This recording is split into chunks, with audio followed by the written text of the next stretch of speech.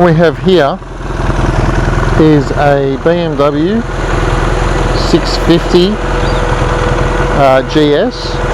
I'll turn it off. Bit of sound you can hear. I'll just turn the bike off. Okay, that's a bit better.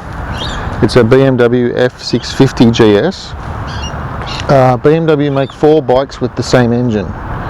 The engine is actually 800cc engine, and you can tell that on the compliance just down there. You can see BMW F800. So what that is on this bike, it's been retuned to be the equivalent of a 650, and what that means is that you can get it unrestricted, so you get the full benefit of the 800 cc's. Now this bike has been unrestricted. I've ridden the restricted one and this unrestricted one, and I have to say the unrestricted one of course goes better. Now what else has been done to this bike is there is a little air sensor which is just up in here, that little sensor in there, to trick the engine, and what that forces the computer to do is to put more fuel in when you twist the throttle, so you get even better performance out of the bike. Now something you'll notice here is that the fuel tank, that's where you fill it up. You don't fill it up on the tank there like most other bikes do. That's something from BMW. Something else that BMW has on this bike, we'll have a look at the controls.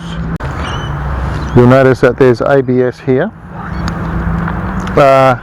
Also an info button on this side, so that allows you to select from the display which comes up there. Now what they've done, obviously this is the horn button. You press here to sound the horn. This is the left indicator button. So while other bikes have one button, you push left or right, then press to cancel. BMW have chosen to put a left indicator button here, and over on this side is the right cancel button. Then underneath is the right indicator button. So when you want to turn left, you press the left button down here, and then you cancel with your right hand, the throttle hand. I think that's actually quite annoying, and if you're changing lanes in traffic, it's a little bit difficult to get that right. What they've also done is they've put the starter button, the ignition on the top. So while your hand's here, most other bikes you'll just press the button, boom, start it. Here you've got to do that. So if you stall the bike in traffic, you've physically got to really consciously bring your hand to the top to start the bike again quickly. On this particular bike, heated grips, setting 1, setting 2. I'm hardcore, I don't use heated grips. It's got a little screen here at the front which you can see. Frankly, me sitting on that bike, I'm 6'2", that screen was useless. The wind was hitting me in the chest and above, although sitting at 120 on the road, 120 indicated, which means it's probably closer to 115, I'm guessing. I never felt like the wind was pummeling me, so perhaps that breaks up the wind, I'm not really sure. Now what BMW have done here, you've got an adjustable preload, so this is the key to unlock the seat. Okay, we've taken the seat off. Now, around on this side of the bike, you've got your rear shock. That's the adjustment of the preload. The key sits in here. Slot that in there, and you can turn left, right, and you can adjust the preload that way. Nice little thing from BMW. As you can see, there's not much other room under the seat for really anything under there. Okay, as you can see, this bike has a center stand. It's also got a rack for panniers, and a 2 Interestingly, the panniers are shaped differently depending on the side, because this side has no exhaust, this side has an exhaust, so the panniers are different. I've been able to put a bag on the back seat and just use a little elastic cargo net, drapes over effortlessly, keeps it nice and secure to the back.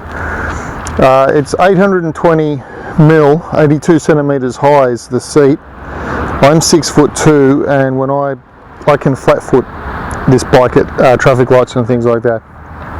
When you ride the bike, you are very high. You can see very clearly above all the cars and whatnot in front of you, so that's a pretty good advantage. Now this bike has one disc loader at the front.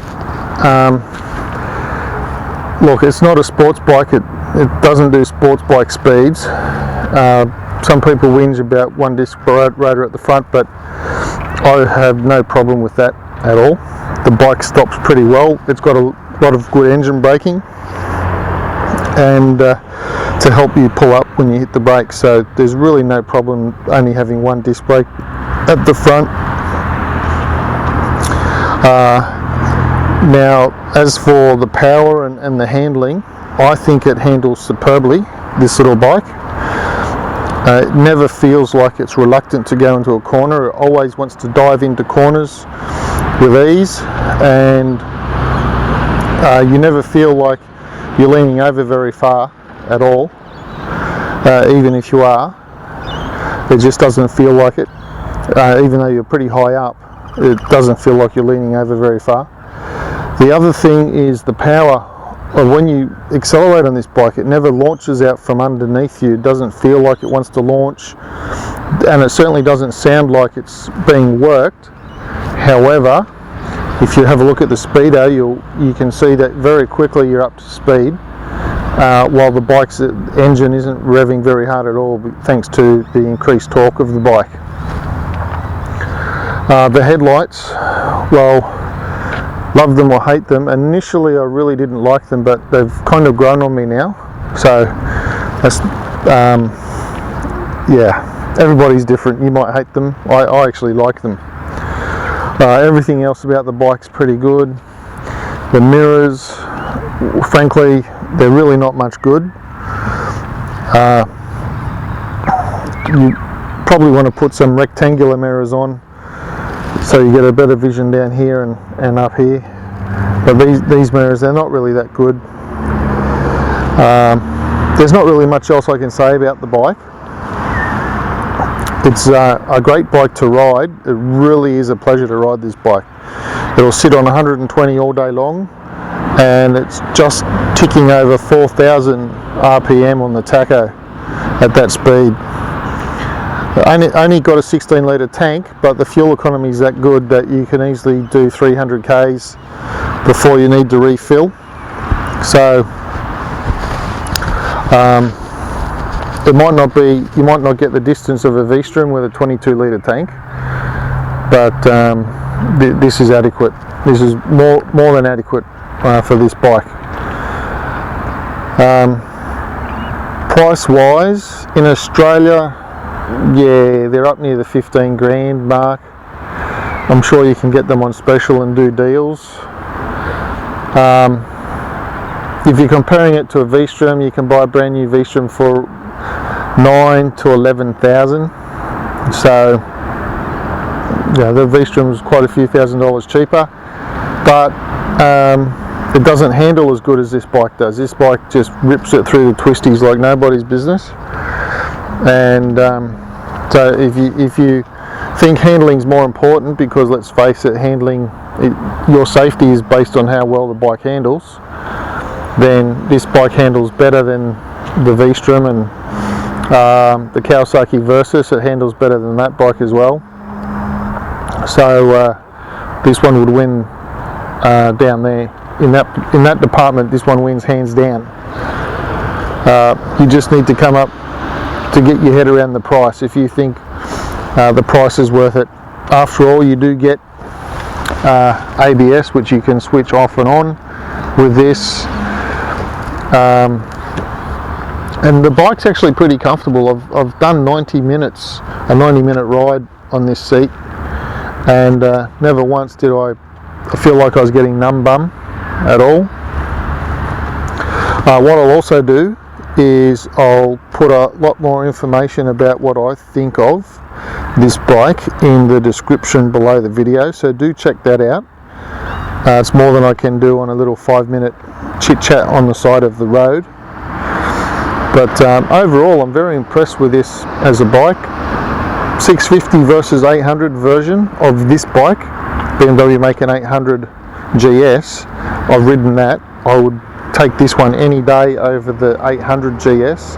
The 650 GS just leaves that other one for dead, in my opinion, even though the other one's got twin disc rotors, upside down forks and some other farkles to make it more attractive. I'd prefer this bike with its more agricultural, sort of organic look and styling to it. Yeah, this one wins in that comparison. Whether you get it unrestricted or not, if you buy this 650, it's not going to make that much of a difference to you. I've ridden the 650, and when you ride it, you do not think it's a 650. It just rides beautifully, rides better than a 650 would in this configuration. So it's not going to make that much of a difference to you. Don't get me wrong, it does. This is better in the 800. There is more grunt to it, but the 650 version of this is more than capable, and if you always want that little bit more to help you with overtaking and whatnot, then the 800 is definitely advisable. If the 800 de-restriction, turning the 650 into the 800, that way the bike, you get the full use of the engine. That's all I've got to say for the moment on this bike. It is a lovely bike, I'll say that again. I'm not sure if the centre stand is standard. This bike was lent to me to see what I thought of it. It's had a radiator guard put on it, so no stones will get through the radiator. And overall, very impressed with it as a ride. If you have any questions, leave them in the comments below, and I'll try to answer them as best as I can, or ask the expert and get his take on it. But overall, a lovely bike. Over and out.